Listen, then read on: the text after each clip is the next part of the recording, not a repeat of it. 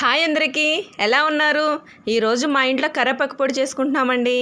ఈ వింటర్ సీజన్లో కరివేపాకు పొడి గొంతుకి చాలా మంచిదండి. ఏమన్నా థ్రోట్ ఇన్ఫెక్షన్ ఉన్నా పోతాయి. ఇప్పుడు ప్రిపరేషన్ చూద్దాం. ఫస్ట్ ఆయిల్ పోసుకోవాలి. ఎండుమిర్చి వేస్తున్నాము. దానిని వేయించుకోవాలండి.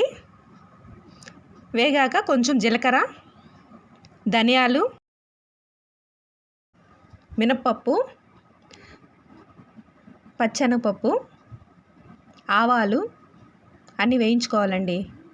వేగాక పక్కన పెట్టుకోవాలి. దానిలో కరివేపాకు వేసుకొని వేయించుకోవాలి. కరివేపాకు బాగా వేగేయండి.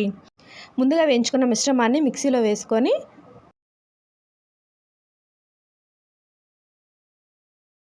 సాల్ట్ వేసుకొని మిక్సీ పట్టుకుందాం. మిక్సీ పట్టేసామండి. కరివేపాకు వేసేసుకుందాం. వేయించుకున్న కరివేపాకుని మిక్సీ పట్టేసుకుని వెల్లుల్లి వేసి ఇంకోసారి మిక్సీ పట్టుకోవాలండి.